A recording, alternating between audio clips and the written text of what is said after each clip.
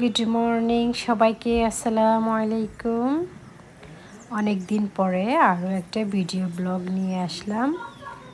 Special ঈদের দিন এবং ঈদের আগের দিন আমরা কি করেছি তাই ছোট্ট একটা ভিডিও ব্লগের মাধ্যমে আপনাদের সাথে শেয়ার করতে চলে আসলাম। এটা হচ্ছে আমার বাসার পাশেই পার্কে গার্ডেনে দেখলাম ভালোই ফুল ফুটেছে।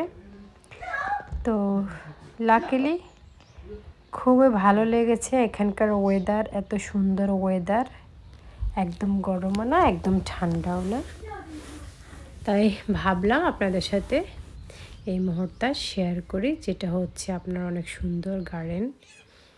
তো আমার একটু হাঁটার কাজ শেষ হয়ে গেলে সকালবেলা বাসায় চলে আসলাম। আসার পরে একটু পিঠা বানিয়ে নিচ্ছি, যেভাবে গোলগুলি পিঠা যে এটাই বলেন, যাদের বাসায় সুজি দিয়ে বানানো হয়। খুবই সফট, ভিতরে সফট থাকে, উপরে ক্রিস্পি থাকে।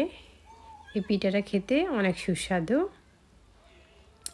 এটা আসলে বাচ্চারা খুবই পছন্দ করে। আমি ম্যাক্সিমাম টাইম এই পিঠাটা বানাই আমার বাসার মধ্যে সবাই। তো এটার মধ্যে আমি ময়দা, সুজিকে কিন্তু একটু সিদ্ধ করে দিতে হয় চুলার উপরে, আর ডোর মতো তৈরি করে পরে কোনো একটা ভিডিও ব্লগে আমি এই পিঠা রেসিপিটা শেয়ার করব। যাই হোক, তো এখানে যেহেতু ঈদের আগের দিন আমি ভাবছি কোনো কিছু করব না, তাই সিম্পলের মাঝে পিঠাটা তৈরি করলাম। সিম্পল আকারে হেলদি খাবারটা তৈরি করে নিলাম। অবশ্যই কে কে পছন্দ করেন। আর এটা হচ্ছে মোটামুটি সন্ধ্যার সময় ইভিনিং ট্যুরে আমরা আমাদের বাসার পাশে ইলফোর্ড লেন বলে জায়গাটার নাম, একটু হেঁটে আসলাম বাচ্চাদেরকে নিয়ে। সবসময় এই অনেকে মেহেদি দিয়ে থাকে এই সময়তে, তো বাচ্চাদেরকে নিয়ে একটু গেলাম। তো পাশেও বাচ্চা সুইটস খেতে মন চাইছে, তো ভাবলাম এখানে ক্যান্ডি প্লপস একটা শপ আছে, খুবই পপুলার আমার কাছে, বা সবাই মোটামুটি পছন্দ করে যারা বাচ্চারা। এখানে মাশমেলন, তারপরে হচ্ছে এমএস, তারপরে হচ্ছে ভ্যানিলা উইপিং ক্রিম, তারপরে বিগ ললি, this is the rainbow, actually rainbow এটা। তো মোটামুটি খুবই ভালো লেগেছে। মন দেখে খাওয়ার পরে চলে আসলাম হিলফুড লেন যেটাকে বলে।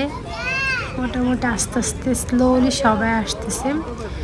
রাত্রি 10টা বাজে কিন্তু মানুষ এখন আসছে, কারণ আমাদের এখানে সামার টাইমে ডেটা একটু লং থাকে।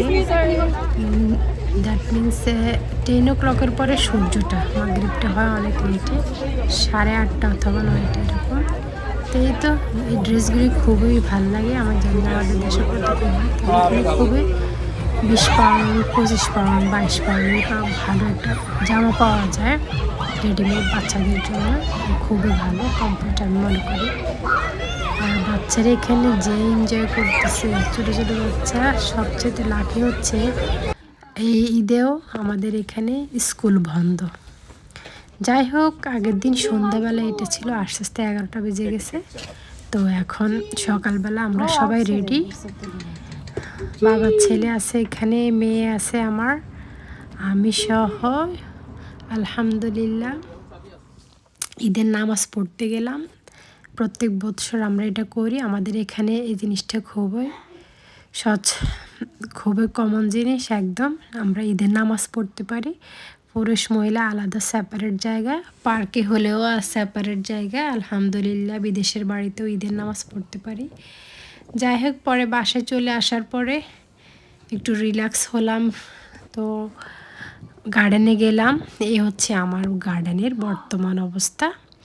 মিষ্টি কুমড়া গাছগুলি ছোট ছোট, এই সব সূর্যমুখীর গাছ। ইনশাল্লাহ আপনারা সূর্যমুখী আমার গার্ডেনে আবার দেখতে পারবেন। এটা হচ্ছে মূলোর বিচি এবং সরিষার বিচি সব একসাথেই হয়ে গেল। আর লাউ গাছগুলি মোটামুটি আছে, এখনও ভালো করা যায় নাই, তবে অনেকেরকে আমি লাউ গাছে দিয়ে দিলাম। আলহামদুলিল্লাহ আমার কাছে ভালো লেগেছে যে সবাই অন্তত গাছ লাগানোর পরে বলবে যে আমি দিয়েছি। এটা আমার কাছে খুবই ভালো লাগছে এই মুহূর্তটুকু। তো যাই হোক, এখনও সুবিধা মতো হয়নি। তো এখানে ছোট্ট একটা জায়গায় আমার গার্ডেনটা খুবই ছোট, কিন্তু আমি ছোট ছোট জায়গায় একটু একটু করে শাক, একটু লাল শাক, এটা হচ্ছে আসলে শখ, ঠিক না? দেশের একটা ইমেজ। আমি কখন একটা সবসময় ফুল গাছ লাগাতাম, দেশে থাকতে আমার খুব পছন্দ ছিল। যাই হোক, আমার গার্ডেনটাও দেখানো হলো। আর এটা হচ্ছে আমার ঈদের দিন ব্যাংকটা খুললাম, তবে কত টাকা হলো দেখলাম, মোটামুটি যে ভালোই টাকা হলো। সব কিছু দিয়ে দিলাম, হাজব্যান্ডের হাতে নিয়ে গেল, বলতেছে আমার টাকা খুব দরকারের মধ্যে। তো আমি কই যে দেই, স্বামীর বিপদে যদি ওয়াইফে যদি সহযোগিতা নাই করে। যাই হোক, এই হচ্ছে আমার গার্ডেনের অবস্থা মোটামুটি মিলিয়ে। জানি না ভাগ কিসমেতে, এটা হচ্ছে অনেক আগের ভিডিও করা, যখন ফুলগুটি এখনও ফুটে নাই তখন আর কি। তো দু একটা কলি আসতেছে, তখন আমি ভিডিও করে রেখেছিলাম। তো ভিডিওটা ভালো লাগলে লাইক, কমেন্ট এবং শেয়ার করবেন। আশা করি সবাইকে ঈদের শুভেচ্ছা। সবাই পরিবার নিয়ে সুন্দর করে ঈদ কাটাবেন। বিদেশের বাড়িতে থাকার পরেও সুন্দর একটা মুহূর্ত কাটানো যায়। আলহামদুলিল্লাহ, আমরা সকালবেলা নামাজ পড়তে পারি সবচাইতে। আল্লাহ হাফেজ।